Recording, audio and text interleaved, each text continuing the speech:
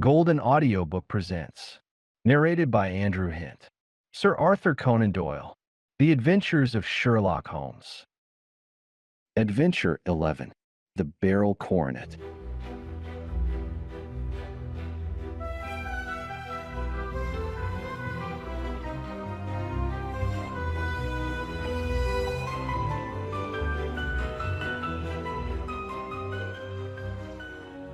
Holmes, said I as I stood one morning in our bow window looking down the street. Here is a madman coming along. It seems rather sad that his relatives should allow him to come out alone. My friend rose lazily from his armchair and stood with his hands in the pockets of his dressing gown, looking over my shoulder. It was a bright, crisp February morning, and the snow of the day before still lay deep upon the ground, shimmering brightly in the wintry sun. Down the center of Baker Street it had been plowed into a brown, crumbly band by the traffic, but at either side and on the heaped-up edges of the footpaths it still lay as white as when it fell.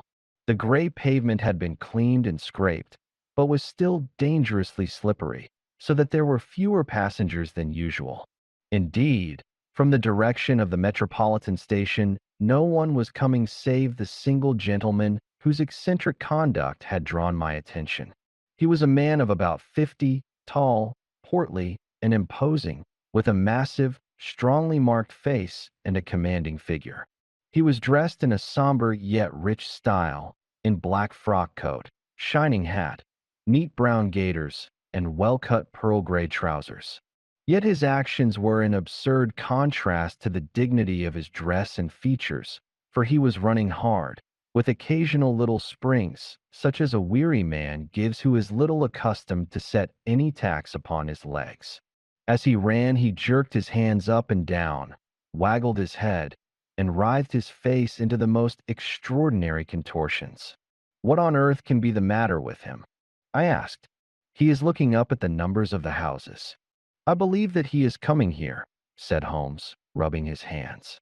"Here? Yes. I rather think he is coming to consult me professionally. I think that I recognize the symptoms." "Huh, did I not tell you?" As he spoke, the man, puffing and blowing, rushed at our door and pulled at our bell until the whole house resounded with the clanging. A few moments later he was in our room, still puffing, still gesticulating, but with so fixed a look of grief and despair in his eyes that our smiles were turned in an instant to horror and pity. For a while he could not get his words out, but swayed his body and plucked at his hair like one who has been driven to the extreme limits of his reason. Then, suddenly springing to his feet, he beat his head against the wall with such force that we both rushed upon him and tore him away to the center of the room. Sherlock Holmes pushed him down into the easy chair and, sitting beside him, patted his hand and chatted with him in the easy, soothing tones which he knew so well how to employ. "You have come to me to tell your story, have you not?" said he. "You are fatigued with your haste. Pray wait until you have recovered yourself, and then I shall be most happy to look into any little problem which you may submit to me." The man sat for a minute or more with a heaving chest, fighting against his emotion. Then he passed his handkerchief over his brow, set his lips tight, and turned his face towards us. "No doubt you think me mad," said he. "I see that you have had some great trouble," responded Holmes. "God knows I have. A trouble which is enough to unseat my reason. So sudden and so terrible is it. Public disgrace I might have faced, although I am a man whose character has never yet borne a stain. Private affliction also is the lot of every man, but the two coming together, and in so frightful a form, have been enough to shake my very soul. Besides, it is not I alone. The very noblest in the land may suffer unless some way be found out of this horrible affair." "Pray compose yourself, sir," said Holmes, "and let me have a clear account of who you are and what it is that has befallen you." "My name," answered our visitor, "is probably familiar to your ears. I am Alexander Holder, of the banking firm of Holder and Stevenson of Threadneedle Street." The name was indeed well known to us as belonging to the senior partner in the second largest private banking concern in the city of London. What could have happened, then, to bring one of the foremost citizens of London to this most pitiable pass? We waited, all curiosity, until with another effort he braced himself to tell his story. I feel that time is of value, said he. That is why I hastened here when the police inspector suggested that I should secure your cooperation. I came to Baker Street by the Underground and hurried from there on foot, for the cabs go slowly through this snow. That is why I was so out of breath, for I am a man who takes very little exercise. I feel better now, and I will put the facts before you as shortly and yet as clearly as I can. It is, of course, well known to you that in a successful banking business, as much depends upon our being able to find remunerative investments for our funds as upon our increasing our connection and the number of our depositors. One of our most lucrative means of laying out money is in the shape of loans, where the security is unimpeachable. We have done a good deal in this direction during the last few years, and there are many noble families to whom we have advanced large sums upon the security of their pictures, libraries, or plate. Yesterday morning I was seated in my office at the bank when a card was brought in to me by one of the clerks. I started when I saw the name, for it was that of none other than well. Perhaps even to you I had better say no more than that it was a name which is a household word all over the earth, one of the highest, noblest, most exalted names in England. I was overwhelmed by the honor and attempted, when he entered, to say so, but he plunged at once into business with the air of a man who wishes to hurry quickly through a disagreeable task. Mr. Holder, said he, I have been informed that you are in the habit of advancing money. The firm does so when the security is good. I answered, it is absolutely essential to me, said he, that I should have £50,000 at once. I could, of course, borrow so trifling as some 10 times over from my friends, but I much prefer to make it a matter of business and to carry out that business myself. In my position, you can readily understand that it is unwise to place one's self under obligations. For how long, may I ask, do you want this sum? I asked. Next Monday, I have a large sum due to me, and I shall then most certainly repay what you advance, with whatever interest you think it right to charge. But it is very essential to me that the money should be paid at once. I should be happy to advance it without further parley from my own private purse, said I, were it not that the strain would be rather more than it could bear. If, on the other hand, I am to do it in the name of the firm, then in justice to my partner, I must insist that, even in your case, every businesslike precaution should be taken. I should much prefer to have it so, said he, raising up a square, black morocco case which he had laid beside his chair. You have doubtless heard of the Beryl Coronet, one of the most precious public possessions of the empire, said I. Precisely. He opened the case, and there, embedded in soft, flesh-colored velvet, lay the magnificent piece of jewelry which he had named. There are 39 enormous barrels, said he, and the price of the gold chasing is incalculable. The lowest estimate would put the worth of the coronet at double the sum which I have asked. I am prepared to leave it with you as my security. I took the precious case into my hands and looked in some perplexity from it to my illustrious client. You doubt its value? He asked. Not at all. I only doubt the propriety of my leaving it. You may set your mind at rest about that. I should not dream of doing so were it not absolutely certain that I should be able in 4 days to reclaim it. It is a pure matter of form. Is the security sufficient? Ample. You understand, Mr. Holder, that I am giving you a strong proof of the confidence which I have in you, founded upon all that I have heard of you.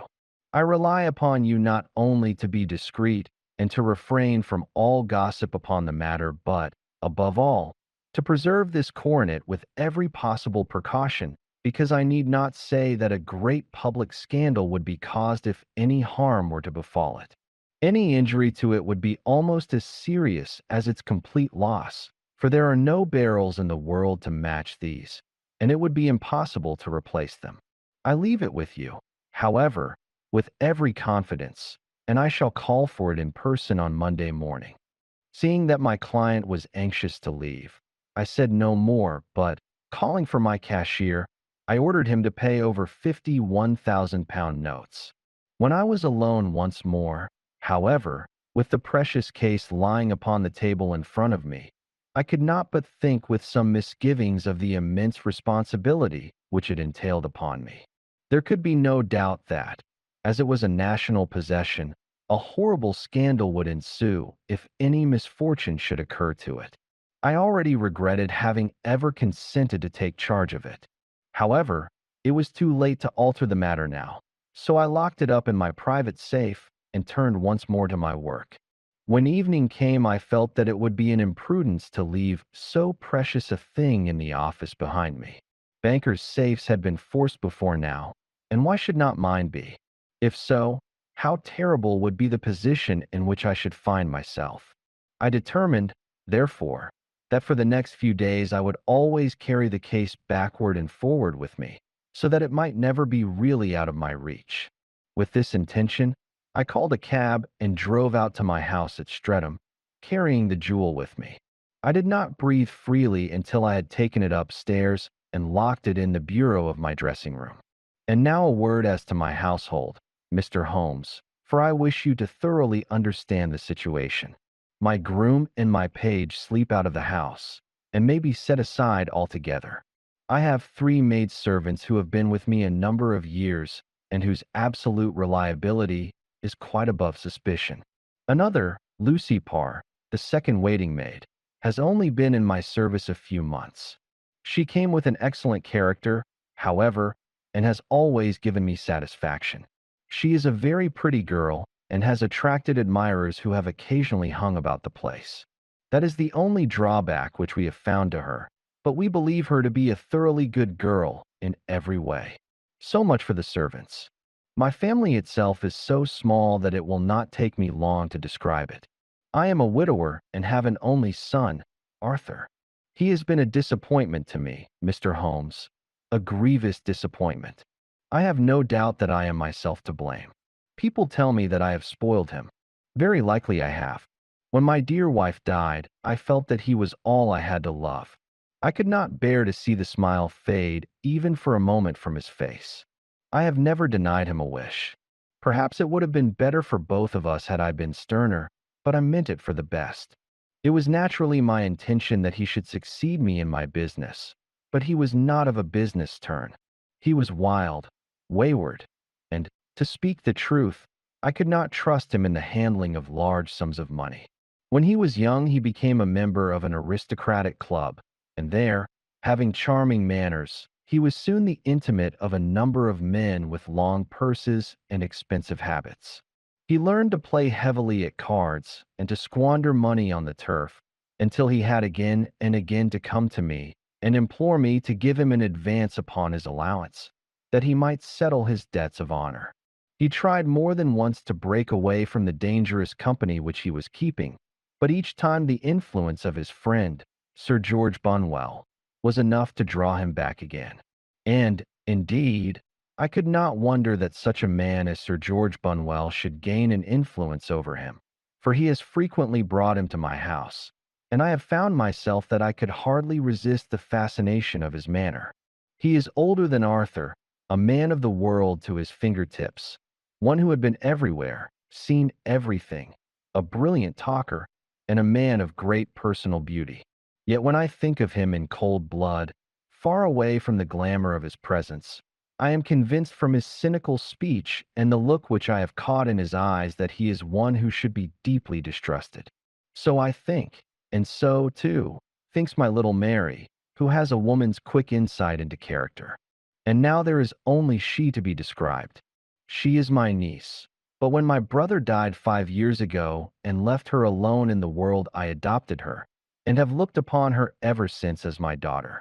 She is a sunbeam in my house, sweet, loving, beautiful, a wonderful manager and housekeeper, yet as tender and quiet and gentle as a woman could be.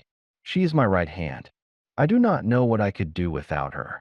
In only one matter has she ever gone against my wishes. Twice my boy has asked her to marry him, for he loves her devotedly, but each time she has refused him. I think that if anyone could have drawn him into the right path, it would have been she, and that his marriage might have changed his whole life. But now, alas, it is too late, forever too late. Now, Mr. Holmes, you know the people who live under my roof, and I shall continue with my miserable story.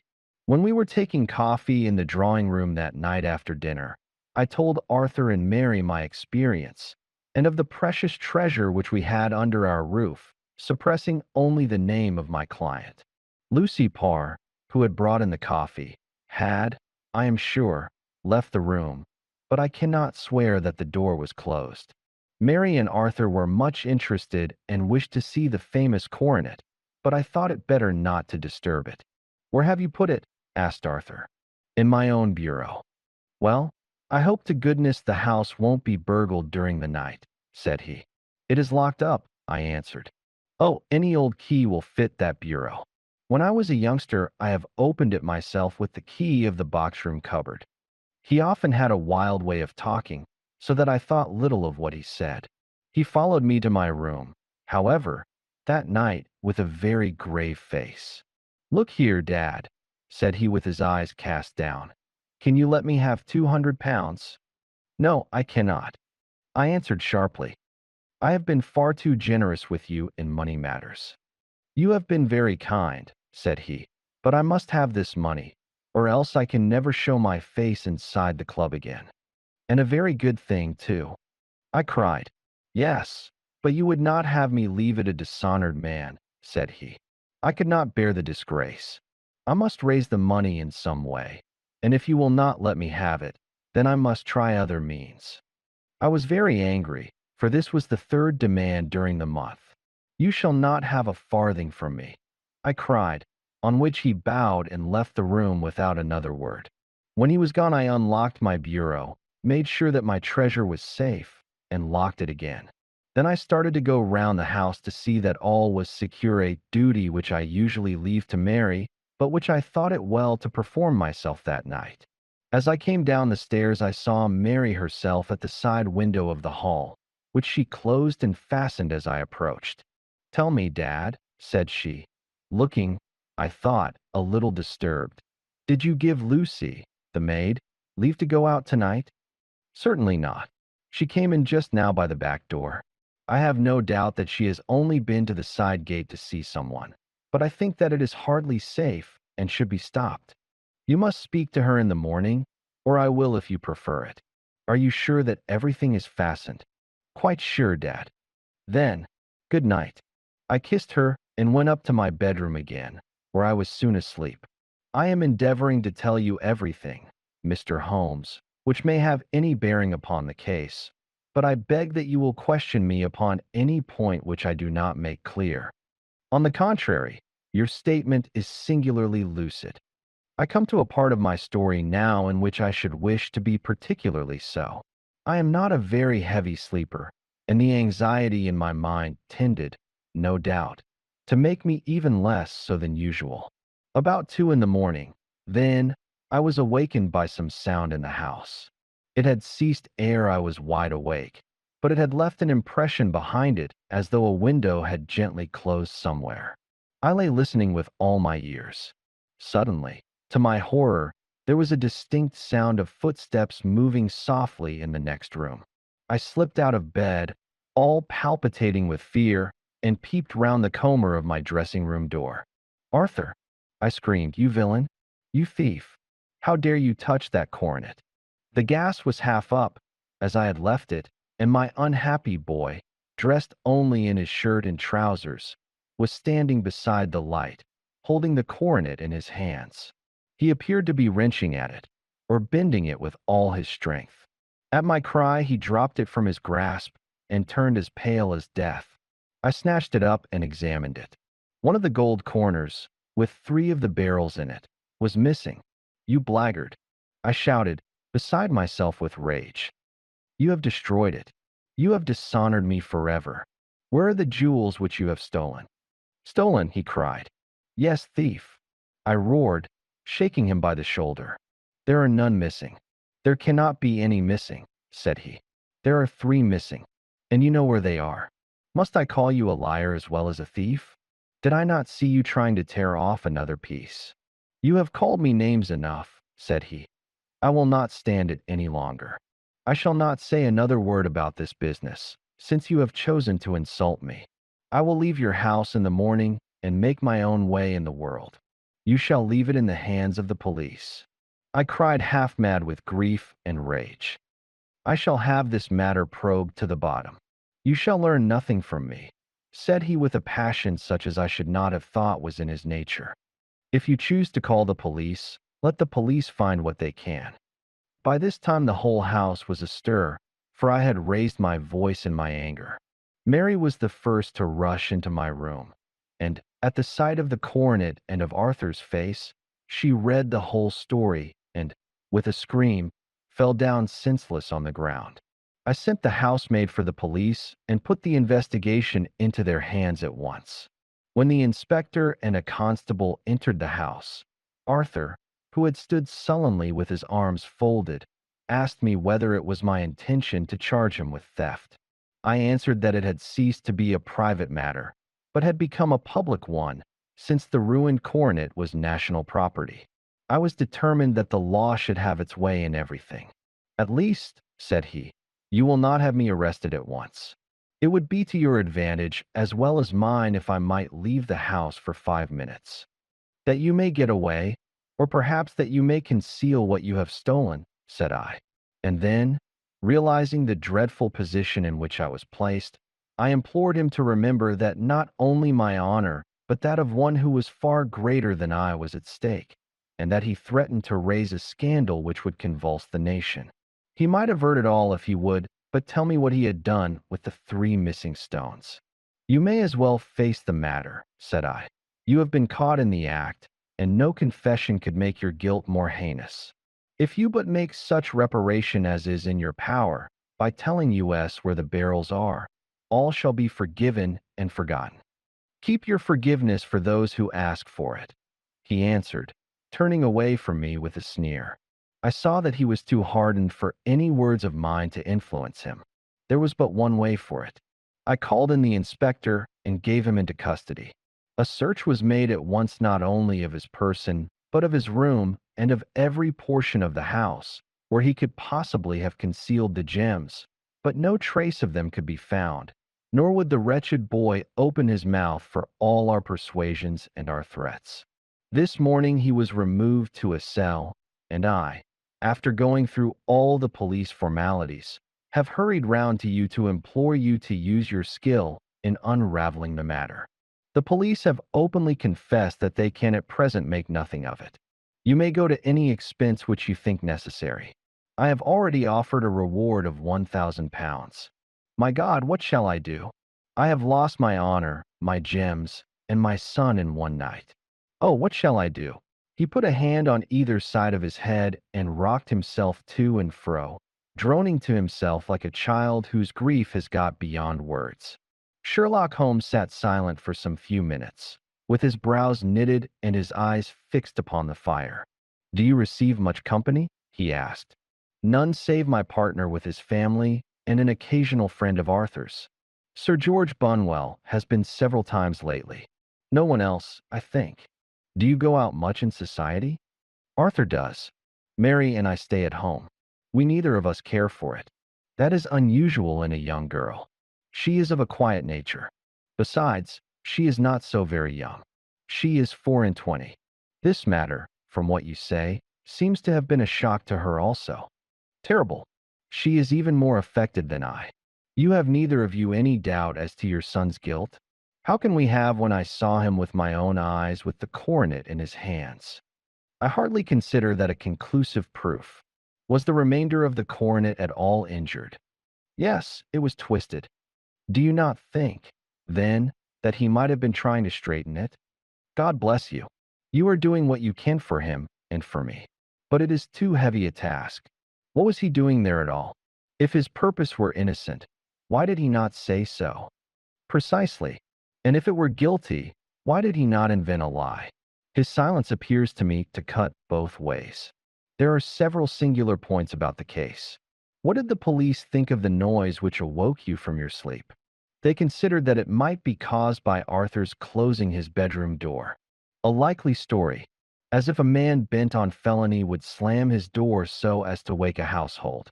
What did they say, then, of the disappearance of these gems? They are still sounding the planking and probing the furniture in the hope of finding them. Have they thought of looking outside the house? Yes, they have shown extraordinary energy. The whole garden has already been minutely examined. Now, my dear sir, said Holmes, is it not obvious to you now that this matter really strikes very much deeper than either you or the police were at first inclined to think? It appeared to you to be a simple case. To me, it seems exceedingly complex. Consider what is involved by your theory. You suppose that your son came down from his bed, went, at great risk, to your dressing room, opened your bureau, took out your coronet, broke off by main force a small portion of it, went off to some other place, concealed 3 gems out of the 39, with such skill that nobody can find them, and then returned with the other 36 into the room in which he exposed himself to the greatest danger of being discovered. I ask you now, is such a theory tenable? But what other is there? Cried the banker with a gesture of despair. If his motives were innocent, why does he not explain them? It is our task to find that out, replied Holmes. So now, if you please, Mr. Holder, we will set off for Streatham together and devote an hour to glancing a little more closely into details. My friend insisted upon my accompanying them in their expedition, which I was eager enough to do, for my curiosity and sympathy were deeply stirred by the story to which we had listened. I confess that the guilt of the banker's son appeared to me to be as obvious as it did to his unhappy father, but still I had such faith in Holmes's judgment that I felt that there must be some grounds for hope as long as he was dissatisfied with the accepted explanation. He hardly spoke a word the whole way out to the southern suburb, but sat with his chin upon his breast and his hat drawn over his eyes, sunk in the deepest thought. Our client appeared to have taken fresh heart at the little glimpse of hope which had been presented to him, and he even broke into a desultory chat with me over his business affairs. A short railway journey and a shorter walk brought us to Fairbank, the modest residence of the great financier. Fairbank was a good-sized square house of white stone, standing back a little from the road. A double carriage sweep, with a snow-clad lawn, stretched down in front to 2 large iron gates which closed the entrance. On the right side was a small wooden thicket, which led into a narrow path between 2 neat hedges stretching from the road to the kitchen door and forming the tradesman's entrance. On the left ran a lane which led to the stables, and was not itself within the grounds at all, being a public, though little used, thoroughfare. Holmes left us standing at the door and walked slowly all round the house, across the front, down the tradesman's path, and so round by the garden behind into the stable lane.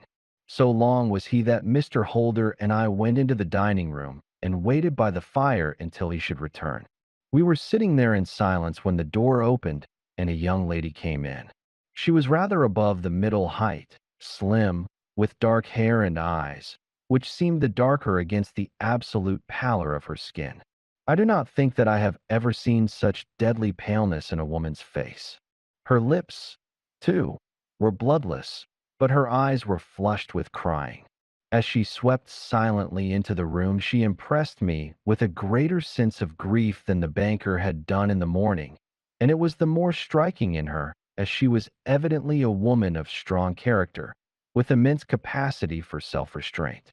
Disregarding my presence, she went straight to her uncle and passed her hand over his head with a sweet womanly caress.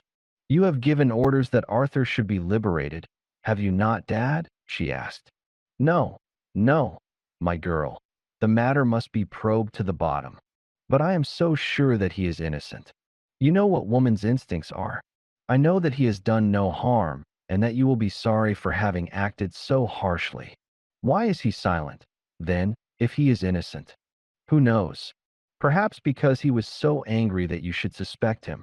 How could I help suspecting him, when I actually saw him with the coronet in his hand?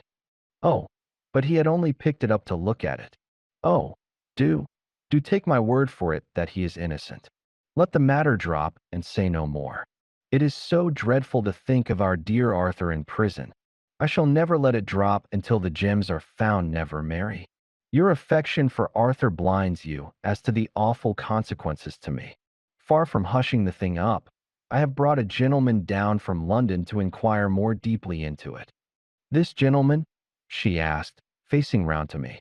No, his friend. He wished us to leave him alone. He is round in the stable lane now. The stable lane? She raised her dark eyebrows. What can he hope to find there? Ah, this, I suppose, is he.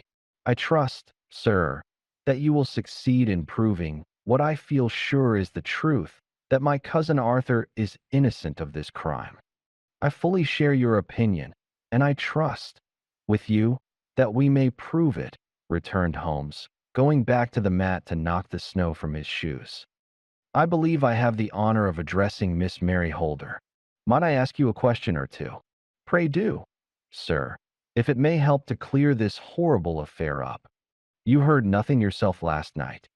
Nothing, until my uncle here began to speak loudly. I heard that, and I came down. You shut up the windows and doors the night before. Did you fasten all the windows? Yes. Were they all fastened this morning? Yes. You have a maid who has a sweetheart? I think that you remarked to your uncle last night that she had been out to see him. Yes, and she was the girl who waited in the drawing room, and who may have heard uncle's remarks about the coronet. I see. You infer that she may have gone out to tell her sweetheart, and that the two may have planned the robbery. But what is the good of all these vague theories? Cried the banker impatiently, when I have told you that I saw Arthur with the coronet in his hands. Wait a little, Mr. Holder. We must come back to that. About this girl, Miss Holder. You saw her return by the kitchen door, I presume? Yes. When I went to see if the door was fastened for the night, I met her slipping in. I saw the man, too, in the gloom. Do you know him? Oh, yes. He is the greengrocer who brings our vegetables round. His name is Francis Prosper. He stood, said Holmes, to the left of the door, that is to say, farther up the path than is necessary to reach the door? Yes, he did. And he is a man with a wooden leg? Something like fear sprang up in the young lady's expressive black eyes. Why, you are like a magician, said she. How do you know that? She smiled, but there was no answering smile in Holmes's thin, eager face. I should be very glad now to go upstairs, said he. I shall probably wish to go over the outside of the house again. Perhaps I had better take a look at the lower windows before I go up. He walked swiftly round from one to the other, pausing only at the large one which looked from the hall onto the stable lane. This he opened and made a very careful examination of the sill with his powerful magnifying lens. Now we shall go upstairs, said he at last. The banker's dressing room was a plainly furnished little chamber with a gray carpet, a large bureau, and a long mirror. Holmes went to the bureau first and looked hard at the lock. Which key was used to open it? He asked. That which my son himself indicated, that of the cupboard of the lumber room. Have you it here? That is it on the dressing table. Sherlock Holmes took it up and opened the bureau. It is a noiseless lock, said he. It is no wonder that it did not wake you. This case, I presume, contains the coronet. We must have a look at it. He opened the case, and taking out the diadem, he laid it upon the table. It was a magnificent specimen of the jeweler's art, and the 36 stones were the finest that I have ever seen. At one side of the coronet was a cracked edge, where a corner holding 3 gems had been torn away. Now, Mr. Holder, said Holmes, here is the corner which corresponds to that which has been so unfortunately lost. Might I beg that you will break it off? The banker recoiled in horror. I should not dream of trying, said he. Then I will. Holmes suddenly bent his strength upon it, but without result. I feel it give a little, said he, but, though I am exceptionally strong in the fingers, it would take me all my time to break it. An ordinary man could not do it. Now, what do you think would happen if I did break it, Mr. Holder? There would be a noise like a pistol shot. Do you tell me that all this happened within a few yards of your bed, and that you heard nothing of it? I do not know what to think. It is all dark to me. But perhaps it may grow lighter as we go. What do you think, Miss Holder? I confess that I still share my uncle's perplexity. Your son had no shoes or slippers on when you saw him? He had nothing on save only his trousers and shirt. Thank you. We have certainly been favored with extraordinary luck during this inquiry, and it will be entirely our own fault if we do not succeed in clearing the matter up. With your permission, Mr. Holder, I shall now continue my investigations outside. He went alone, at his own request, for he explained that any unnecessary footmarks might make his task more difficult. For an hour or more he was at work, returning at last with his feet heavy with snow and his features as inscrutable as ever. I think that I have seen now all that there is to see, Mr. Holder, said he. I can serve you best by returning to my rooms. But the gems, Mr. Holmes, where are they? I cannot tell. The banker wrung his hands. I shall never see them again, he cried. And my son? You give me hopes. My opinion is in no way altered. Then, for God's sake, what was this dark business which was acted in my house last night? If you can call upon me at my Baker Street rooms tomorrow morning between 9 and 10, I shall be happy to do what I can to make it clearer. I understand that you give me carte blanche to act for you, provided only that I get back the gems, and that you place no limit on the sum I may draw. I would give my fortune to have them back. Very good. I shall look into the matter between this and then. Goodbye. It is just possible that I may have to come over here again before evening. It was obvious to me that my companion's mind was now made up about the case, although what his conclusions were was more than I could even dimly imagine. Several times during our homeward journey, I endeavored to sound him upon the point, but he always glided away to some other topic, until at last I gave it over in despair. It was not yet 3 when we found ourselves in our rooms once more.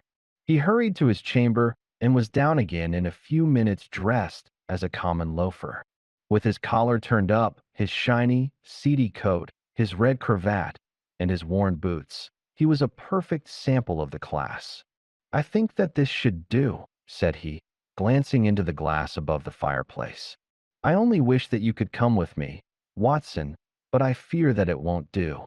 I may be on the trail in this matter, or I may be following a will-o'-the-wisp, but I shall soon know which it is. I hope that I may be back in a few hours.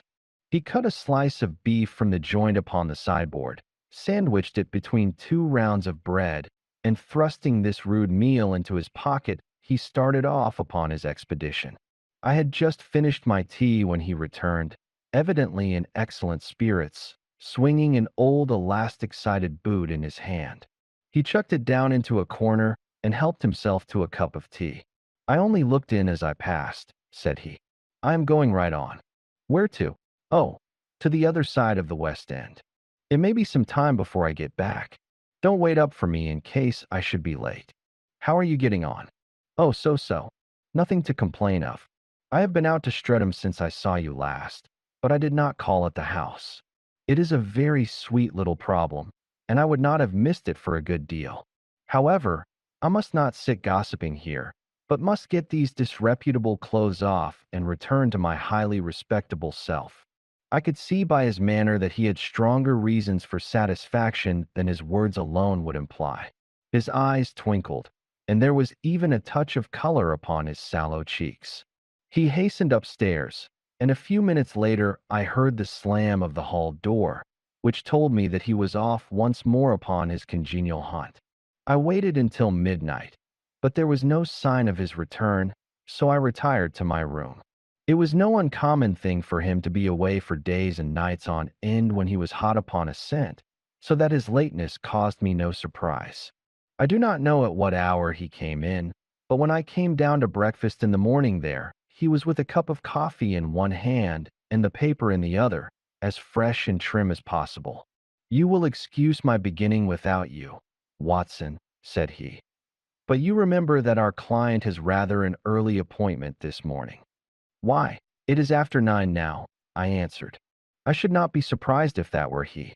I thought I heard a ring. It was, indeed, our friend the financier. I was shocked by the change which had come over him, for his face, which was naturally of a broad and massive mold, was now pinched and fallen in, while his hair seemed to me at least a shade whiter. He entered with a weariness and lethargy which was even more painful than his violence of the morning before, and he dropped heavily into the armchair which I pushed forward for him. "I do not know what I have done to be so severely tried," said he.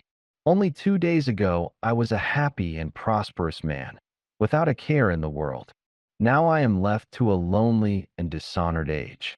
One sorrow comes close upon the heels of another. My niece, Mary, has deserted me." "Deserted you?" "Yes. Her bed this morning had not been slept in. Her room was empty, and a note for me lay upon the hall table. I had said to her last night, in sorrow and not in anger, that if she had married my boy, all might have been well with him. Perhaps it was thoughtless of me to say so. It is to that remark that she refers in this note. My dearest uncle, I feel that I have brought trouble upon you, and that if I had acted differently, this terrible misfortune might never have occurred. I cannot, with this thought in my mind, ever again be happy under your roof, and I feel that I must leave you forever. Do not worry about my future, for that is provided for.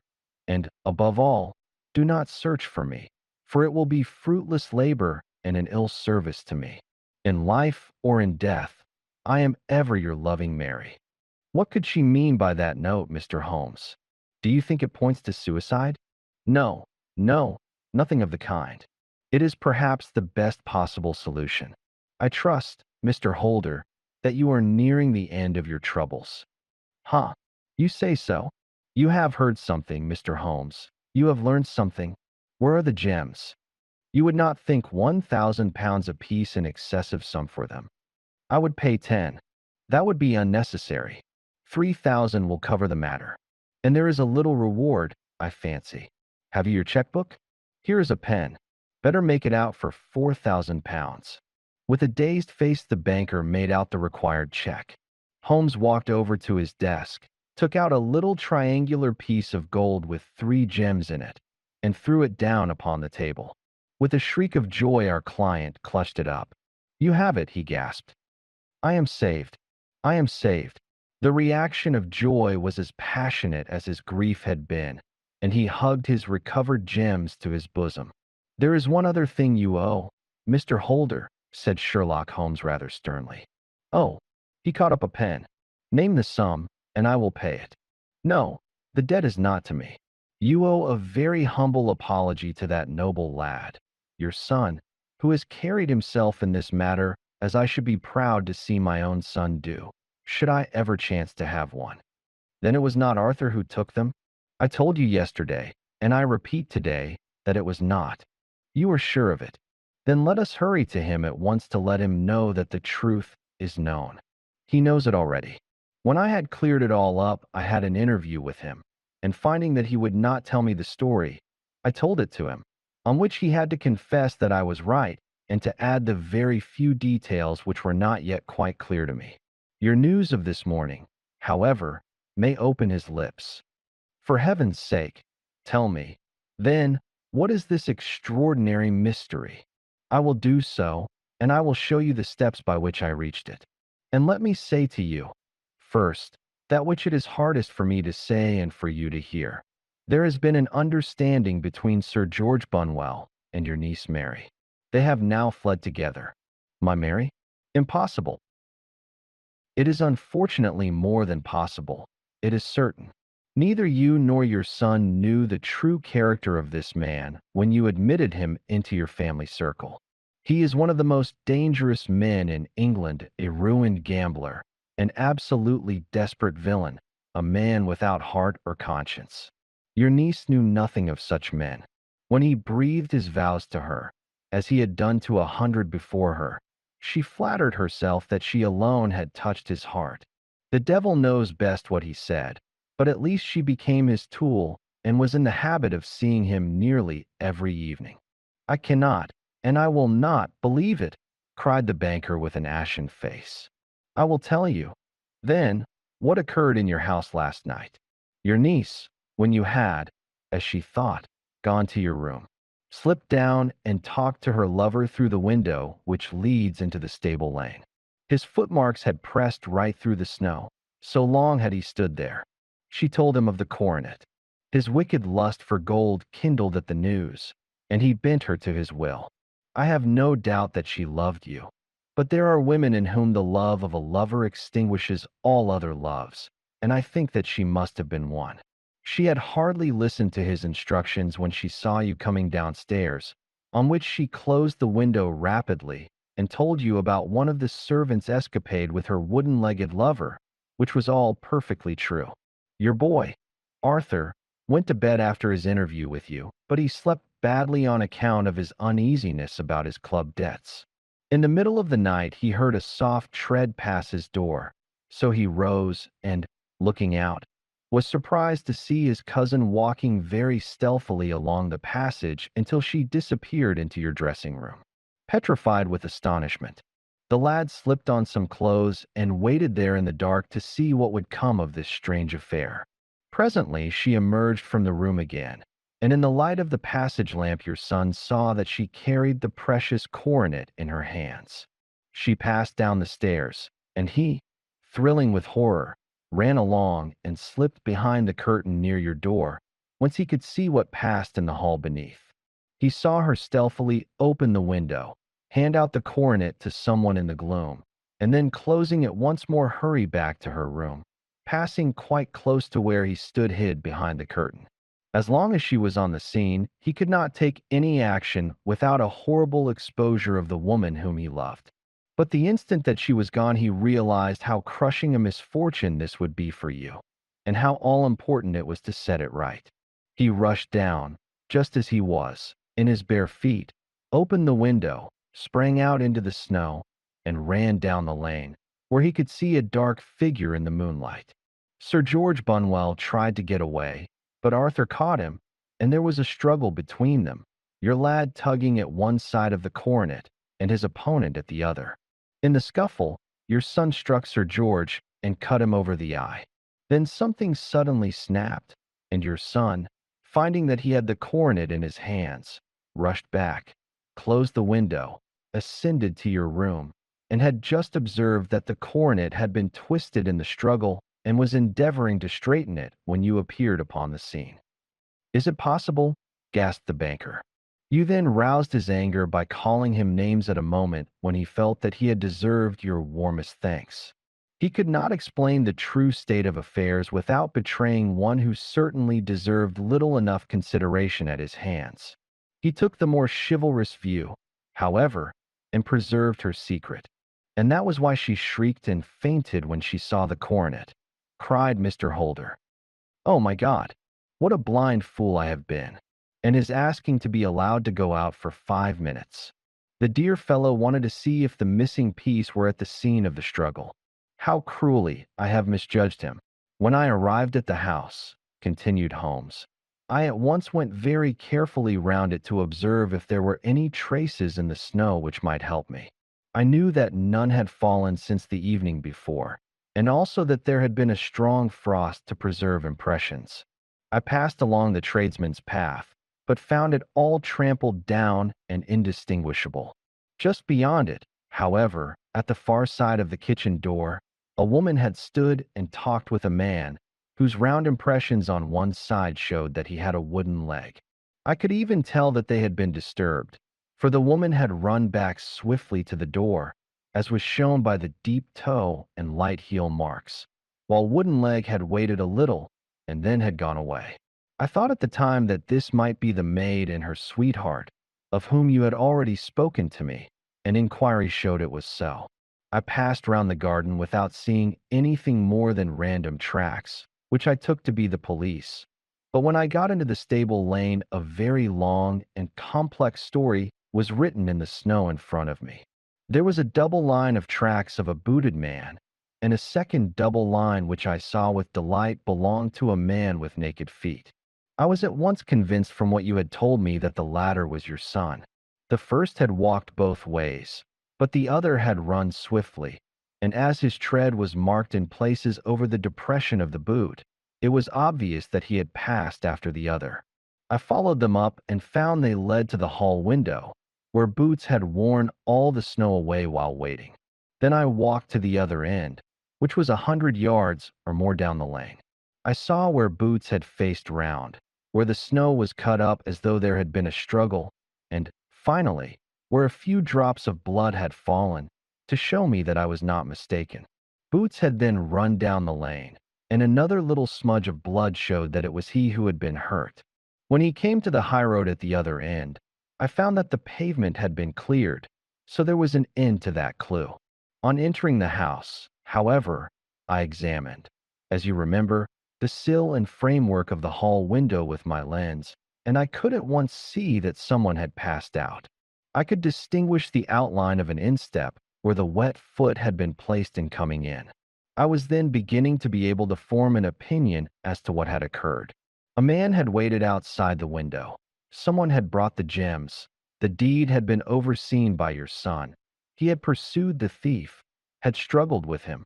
They had each tugged at the coronet, their united strength causing injuries which neither alone could have effected. He had returned with the prize, but had left a fragment in the grasp of his opponent. So far I was clear. The question now was, who was the man and who was it brought him the coronet? It is an old maxim of mine that when you have excluded the impossible, whatever remains, however improbable, must be the truth. Now, I knew that it was not you who had brought it down, so there only remained your niece and the maids. But if it were the maids, why should your son allow himself to be accused in their place? There could be no possible reason. As he loved his cousin, however, there was an excellent explanation why he should retain her secret, the more so as the secret was a disgraceful one. When I remembered that you had seen her at that window, and how she had fainted on seeing the coronet again, my conjecture became a certainty. And who could it be who was her confederate? A lover, evidently, for who else could outweigh the love and gratitude which she must feel to you? I knew that you went out little, and that your circle of friends was a very limited one. But among them was Sir George Bunwell. I had heard of him before as being a man of evil reputation among women. It must have been he who wore those boots and retained the missing gems. Even though he knew that Arthur had discovered him, he might still flatter himself that he was safe, for the lad could not say a word without compromising his own family. Well, your own good sense will suggest what measures I took next. I went in the shape of a loafer to Sir George's house, managed to pick up an acquaintance with his valet, learned that his master had cut his head the night before, and, finally, at the expense of 6 shillings, made all sure by buying a pair of his cast-off shoes. With these I journeyed down to Streatham and saw that they exactly fitted the tracks.